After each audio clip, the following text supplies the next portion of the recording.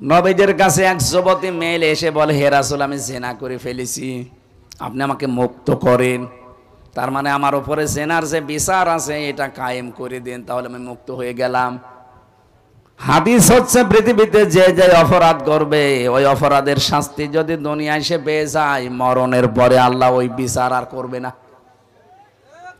এই মেয়েটা বেশ ভালোভাবে বুঝেছিল। মুসলিম এই মেয়েটি অন্যায়টা যৌবনের তাড়নায় যে কোনো ফাঁদে পড়ে করে ফেলেছে। ডাক দিয়ে বলেন, হে রাসূল, আপনি আমার উপরে বিচার শুরু করেন, আমি মুক্ত হতে চাই পাপ থেকে। আলেম যারা আছে বলেন তো, নবীজিকে ওই সময় বলতে পারতেন, ওই এ কথা মানুষকে আর বলবা না, গোপনে পাপ করেছো, গোপনে আস্তাগফিরুল্লাহ পড়ে নিবা, হয়ে যাবে, বলতে পারতেন না? বলেছিলেন না।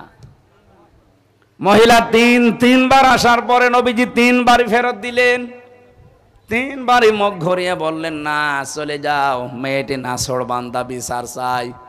বিশ্বনবী বললেন, তুমি জিনা করার পরে গর্ভবতী হয়েছো? বলে হ্যাঁ। তোমার নাই দোষ আছে, এই পেটের সন্তানের তো কোনো দোষ নেই। বাড়ি চলে যাও, যতদিন সন্তানটা ডেলিভারি না হবে আমার কাছে আসবা না। খুব খেয়াল করে মেলাবেন, সারা রাত বাসনার দরকার নেই, এই 2 মিনিটই যথেষ্ট। মেয়েটা যখন খালাস করেছে সন্তান, ডাক দিয়ে বলে, নবী আপনি তাড়াতাড়ি আমারে মুক্ত করেন, এই দেখেন আমার ছেলে। নবীজি বললেন, 2 বছর তোমার স্তনের দুধ তার খাওয়া লাগবে, এটা কোরআনের নির্দেশ। এরপরে শক্ত খাবার দিয়ে আমার কাছে নিয়ে আসলেন। নবীজি বললেন, সাহাবী এই বাচ্চাটাকে নিয়ে লালন পালন করো, আর মেয়েটাকে মাটির ভেতরে গেড়ে দাও, পাথর মারতে থাকো। আমি শিক্ষা বের করার জন্য এটা বলছি। হযরতে খালিদ ইবনে ওলীদ একটা পাথর তুলে দিলেন, জোরে করে নিক্ষেপ। মেয়েটার মাথা ফিনকি দিয়ে রক্ত বের হয়ে খালিদ ইবনে ওলীদের মাথায় মুখে ছিটকে পড়েছে। তিনি ভৎসনা দিলেন, ডাক দিয়ে বললেন, হ্যাঁ এরকম নাপাক মহিলার রক্ত আমার শরীরে লেগেছে। নবীজির কানে কথা যাবার পরেই তিনি বললেন, খালিদ থামো। কাকে কি বলো? আমি নবী, তুমি নবী না। আমি যা দেখি তুমি দেখতে পাও না। এই মেয়েটার অনুশোচনা, এই মেয়েটার তাওবা, এই মেয়েটার এই শাস্তিটা এত বেশি পছন্দ হয়েছে আল্লাহর। এইরকম করে কোনো মানুষ যদি দুনিয়ায় জালেম ও তাওবা করে, আমার আল্লাহ তাকে এই মেয়েটার মতো মাফ করে দেবে। কি পেলেন বলেন তো এখান থেকে? কয়েকটা শিক্ষা আছে এখানে। 1 নাম্বার শিক্ষা, নবীজি কিন্তু বলতে পারতেন এই মেয়েটাকে যে গোপনে গোনা করে ফেলেছে, ও গোপনে আস্তাগফিরুল্লাহ পড়ে নিও, পারতেন না? বলেন না কেন? বলেছিলেন। তার কথাবার্তা তিনবার ফিরিয়ে দেওয়ার পরেও যখন শুনলেন, বললেন, দেখো এক কাজ করো, যদি মুক্তই হতে চাও তাহলে বিচারটা তোমার মাথায় নেওয়া লাগবে। মেয়েটা রাজি ছিল না? ছিল না? ও যদি পালিয়ে চলে যেত, সে জীবনের মায়া আছে, আমি আমার না জীবনেও চাবো না। ওই মেয়েটা সন্তানটা খালাস করে ফেলে দিয়ে, মেরে ফেলে নিজে আবার স্বাভাবিক জীবনে ফিরে যেতে পারত। কিন্তু তার মনের ভেতরে এই অনুশোচনা, অনুতপ্ত এমন ভাবে তৈরি হয়েছে, না আমি দুনিয়াতে অপরাধ করে ফেলেছি, বুঝে করি আর না বুঝে করি, এই অপরাধের শাস্তি যদি দুনিয়ায় আমার না হয়, এটা কিন্তু কিয়ামতে আল্লাহ যখন বিচার বসাবে তখন ডবল করে করবে। এখন নাই 2000 মানুষের সামনে, আর কিয়ামতে বিচার হবে কোটি কোটি মানুষের সামনে। এখন বিচার হবে উম্মতে মুহাম্মদের সামনে, কিয়ামতে বিচার হবে 1,24,000-এর উপরে নবীর উম্মতের সামনে। এই জন্য বাংলাদেশে 15.5 বছরে যারা অপরাধ করেছেন, যে যে অপরাধের সাথে জড়িত ছিলেন, সত্যি যদি মাপ পেতে চান, অপরাধ থেকে যদি মুক্ত হতে চান, শুধু আস্তাগফিরুল্লাহ পড়লে হবে না, আপনাকে ওই গুনার শাস্তি আগে দুনিয়ায় নেওয়া লাগবে। যারা গমের সাথে জড়িত ছিলেন, আপনাকে এরকম 8 বছর গুম করে রাখা হবে। কথা বলছেন না কেন? আমি কি আর কি মারছি? যারা খুন করেছেন মানুষদেরকে, আপনাকেও খুন করা হবে। যারা মানুষের সম্পদ চুরি করেছেন, আপনারটাও চুরি করা হবে। যারা ডাকাতি করেছেন, আপনার সম্পদও ডাকাতি করা হবে। যারা জেনা করেছেন, আপনার মেয়ে আপনার স্ত্রীর সাথেও জেনা করা হবে। দেখ কেমন লাগে। ভার্সিটি থাকাকালীন একটা উপন্যাস পড়েছিলাম, দেখ কেমন লাগে। তা আমার তো মনে হচ্ছে এই বাটপার ব্যারিস্টার সমন, দরবেশ বাবা, ইনো নুনু মিয়া, এদের এই দৃশ্যগুলো দেখে আমার মাঝে মাঝেই মন দিয়ে বের হয়, দেখ কেমন লাগে, দেখ কেমন লাগে। আমাদের মতো আলেমদেরকে যখন মাজায় দড়ি, একেবারে যে ছাগলের মতো গরুর মতো দড়ি মাজায় দিয়ে, আমার নিজেও মাজায় দড়ি বেঁধে নিয়ে যেত, হাত পেছনে দিয়ে হ্যান্ডকাপ দিয়ে লাগিয়ে দিত, সামনে দিলে তো হয় দিত পেছনে, যাতে আমার কষ্ট হয়।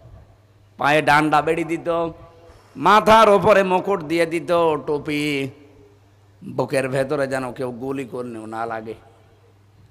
কি হেফাজত করে রেখেছে দেখেছেন? আমি দেখেছি এই 3 বছরে যত মানুষকে ফাঁসি দিয়েছে, অসুস্থ হয়ে গেলে আর ফাঁসি দেয় না, অথচ মেরে ফেলবে। ফাঁসি দিলে মানুষ বেঁচে থাকে না মরে যায়? মরে যাচ্ছে, কিন্তু অসুস্থ হলে ফাঁসি দেবে না, আগে সুস্থ করে খাওয়াবে। ফাঁসি দেওয়ার আগে মরণ খাওয়া খা, এমনকি জল্লাদ পর্যন্ত খাওয়াই। শাহজাহান জল্লাদ ছিল, দেখতাম মরণের খাওয়া খায়, যেদিন ফাঁসি দেবে এরপরে ওরে মন মতো খাওয়িয়ে যে ফাঁসি দেওয়া হবে তারেও বলতো কি খাবেন, যা মনে চাই বলেন। আরে ভাই আপনি তো মেরেই ফেলবে, আমার মনে কি চাবে, যা মনে চাই বলেন। কি করবে, পাগলামি মতো বলতো গোশত খাবো, নিয়ে এসে দিত। যা ভালো লাগে খাওয়ানো পারানোর পরে ডাক্তার এসে পরীক্ষা করতো যে ফাঁসি দেওয়ার উপযুক্ত কিনা। কত বড় বাট পরে, মেরিয়ে ফেলবে কিছুক্ষণ পরে। আর এখন আমার শরীর পরীক্ষা করছে, ডায়াবেটিস আছে কিনা দেখবে। আমার এই যে কি মাপে, এটা কত উঠতেছে কত নামতেছে। 80/120 হলে বলে ঠিক আছে এখন নিয়ে চলো, যদি 140/180 হয় বলবে না এখন ফাঁসি দেওয়া যাবে না। আরে ভাই এ কি বাট পারি বলেন তো। এই সমস্ত নিয়ম নীতিগুলো পাল্টানো লাগবে এই দেশ থেকে। সংস্কার যখন আরম্ভ হচ্ছে, দেশের বহু সংস্কার দরকার আছে। বিচার ব্যবস্থায়, বিশেষ করে জেল কোর্টে বহু নিয়ম নীতি সেই ব্রিটিশের পালন করা। এই যে আমার জেল হাজ ভাই, হজ করলে মানুষ বলে আল হাজ, আর আমরা যারা জেলে ছিলাম জেল হাজ। জেল হাজ ভাই না, আমরা দেখেছি এই যে এই কারবারগুলো, এই লগুলো, আইনগুলো পাল্টানো দরকার। সে ব্রিটিশ যা দিয়েছে ওইটাই কিয়ামত পর্যন্ত চলছে। কেন, এটা মুসলমানের দেশ, 96% মুসলমান এখানে আছে। জেলখানায় দিলে তার সাথে আচরণ কি করা লাগে ওই আচরণ শুরু করেন, ও মানুষগুলো অনুতপ্ত হয়ে ফিরে আসবে সমামার মতো। নবীজি হযরতে সমামাকে আটক করেছিলেন, বেঁধে রেখেছিলেন পিলারের সাথে মসজিদে নববীতে। বিশ্ব নবী বলেন, সমামা এখন কেমন লাগে, কি করা যায় তোমার সাথে? হযরতে সমামা ওই সময় তো লিডার ছিলেন কাফেরদের, ইয়ামামার বিগ লিডার তিনি। ডাক দিয়ে বলে, মোহাম্মদ তুমি বাঁচাতেও পারো, ছেড়ে দিতেও পারো। তারপরেও তিনি কিন্তু জেলবন্দি ছিলেন না, তিনি ছিলেন যুদ্ধবন্দী। যুদ্ধবন্দীদের মেরে ফেলা যায়, আর জেলবন্দীদের সাথে আচরণ ভালো করা লাগে অপরাধ প্রমাণ হওয়ার আগে। আমার অপরাধ এই যে 3 বছরের ভেতরে প্রমাণ হয়নি, আমার প্রমাণ হয়েছে আমি নির্দোষ, আমার কোনো দোষ নেই, বেকসুর খালাস পেয়েছি, আমি জেলবন্দি। তাই আমার সাথে আপনি যা করলেন 3টা বছর ফাঁসির কন্ডেম সেলের ভেতরে রেখে, আর নবীজি যুদ্ধবন্দীদের সাথে কি করেছে আপনি তাকান। এমনি আপনাকে মানুষ গালি দেয়। বিশ্বনবী নিজে ইসলামের সৌন্দর্যগুলো তার সামনে তুলে ধরলেন, এ জগৎ এবং পরের জগতের সম্পর্কের কথা বললেন যে এটাই শেষ না, আর একটা জগৎ আসতেছে। বাড়িতে যাবার পরে স্ত্রীকে বললেন গোশত রান্না করো, নিজে উঠের গোশত রান্না করার পরে সাহাবীদেরকে বললেন নিয়ে যাও, সমামার বাঁধন খুলে তাকে মন মতো খাওয়াও। খাবার দাবার হয়ে গিয়ে বলেন আবার বেঁধে দাও। দ্বিতীয় দিন নবীজি আবার আসলেন তার কাছে, জিজ্ঞাসা করলেন কেমন লাগে। ইসলামের সৌন্দর্যগুলো তুলে ধরলেন। বাড়িতে যে নিজে উঠের দুধ দহন করে গরম দুধ পাঠালেন। আমার মনে হয় বাংলাদেশে কেউ জামাই কেউ এত আদর করে না। কথা বলে না কেন? জামাই আদর চলছে। তৃতীয় দিন নবীজি এসে সোমামাকে বললেন ছেড়ে দেন। সাহাবীরা বল হুজুর ছেড়ে দেব মানে আপনি জানেন কে বিগ লিডার? নবী বলেন আমি যা দেখি তোমরা দেখো না, আমি নবী তোমরা নবী না, আমি একটা জিনিস জিবরাইলের কাছে শুনেছি, ছেড়ে দাও। ছেড়ে দেওয়া হয়েছে তাকে। তিনি দৌড় দিলেন মদিনার শেষ প্রান্তে, যে একটা কুয়াতে গোসল করার পর মনের ভেতরে অনুশোচনা অনুতপ্ত, যে কি আমি একটা যুদ্ধবন্দী, আমাকে তো ধরলেই মেরে ফেলার কথা, জবাই করার কথা, আরে কি করলো? ফিরে আসলেন, এসে বলেন হে নবী আমি আর বাপ দাদার ধর্মে ফিরে গেলাম না, আমার দেশে আর যাব না, দয়া করে আপনি শান্তির ধর্ম ইসলামে আমার দীক্ষিত করান। তাকে পড়িয়ে দিলেন নবীজি লা ইলাহা ইল্লাল্লাহু মুহাম্মাদুর রাসূলুল্লাহ। এই লোকটা মদিনাতেই ছিলেন। যেহেতু ইয়ামামা থেকে মদিনায় মক্কায় গম আসতো, এই গম পেশার পরে এরা রুটি বানিয়ে খেত। তিনি বললেন নবীজিকে মক্কার লোকেরা মানে না, আমি গম বন্ধ করে দিলাম। তার শক্তি ছিল কারণ তিনি লিডার ছিলেন। শেষ পর্যন্ত বিশ্ব নবীর হস্তক্ষেপে এটা বন্ধ হয়ে যায়।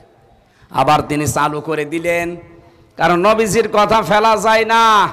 এখান থেকে আমি শিক্ষা দিতে চাই, বিশ্ব নবী মুহাম্মদুর রাসূলুল্লাহ যুদ্ধবন্দীদের সাথে যে আচরণ করেছিলেন, বাংলাদেশে 15.5 বছরে যদি যিনি পালিয়ে গেছেন উনি থেকে শুরু করে যারাই দায়িত্বে ছিলেন, এরা যদি এই জেলবন্দীদের সাথে কারাবন্দীদের সাথে এরকম আচরণ করতেন, এই মানুষগুলো আমার মনে হয় সব আপনার দলে চলে যেত।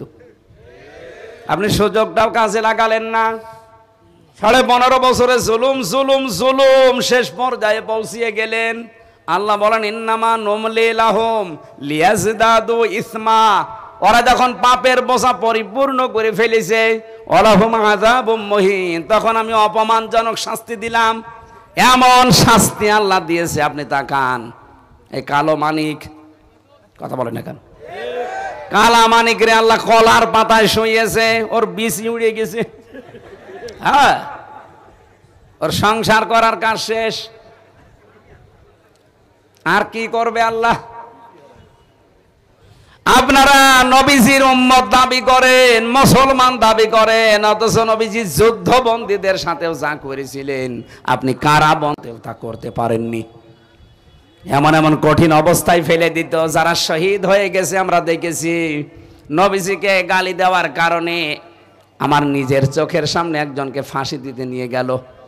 সেই ছেলেটা প্রায় 12 বছর ছেলে ছিল, ময়মনসিংহের এইদিকে বাড়ি। ওর অপরাধ যে ও নবীজিকে একদিন গালি দিয়েছিল একটা লোক, তারে কেউ শাস্তি দেয়নি, ও নিজের হাতে শাস্তি দিয়েছিল। আর এটা তো ইসলামের নিয়ম, যারা দুনিয়াতে বিশ্ব নবীকে অপমান করবে, গালি দেবে, তাদের বেঁচে থাকার অধিকার নেই। ও তো এই কাজই করেছিল। শেষ পর্যন্ত ওরা গ্রেপ্তার করে জেলে দিয়ে এই 12টা বছর পরে কিছুদিন, এই আমি যেদিন বের হলাম তার কিছুদিন আগে ফাঁসি দিয়ে দিল। সে যাবার সময় আল্লাহু আকবার বলতে বলতে যাচ্ছিল। আমি বাস্তবে দেখেছি আপনি কারাবন্দীদের সাথে আচরণ করতে পারেন নাই। এই 15.5 বছরের সবচেয়ে বেশি জুলুমের শিকার কারাগারে হয়েছে আলেমরা। মাওলানা মামুনুল হক শেষ পর্যন্ত কোর্টে হাজির হওয়ার সময় দেখেছেন উনি হেঁটে যেতে পারতো না। এই কথা বলছেন না কেন? এই শ্রদ্ধাভাজন বড় ভাই, উনি আমার সাথে 3 বছর ছিলেন, তার বহু অবদান আমার প্রতি আছে। আমি কৃতজ্ঞতা স্বীকার করছি। আল্লাহ পাক তার জীবনের অপরাধগুলো যেন সব মাফ করে দেয়। খুব ভালো হাফেজ একজন। বাংলাদেশে যদি আমার মনে হয় 50 জন হাফেজ থাকে নাম করা, যাদের কোরআন ইয়াদ আছে, তার ভেতরে মাওলানা মামুনুল হক একজন। একবারে দাঁড়িয়ে 2 পারা 3 পারা 5 পারা করে তাহাজ্জুদের নামাজে পড়ে। আমি একটা যুবক মানুষ, 1.5 পারা পড়তে গেলে আমার পা ব্যথা করে, অথচ ওনার বয়স 52 বছর, আমার বাবার বয়সী। আল্লাহ তার এই 3.5 বছরের ইবাদত বন্দেগী যেন 3000 বছরের ইবাদত হিসাবে কবুল করে। বলেন আমিন।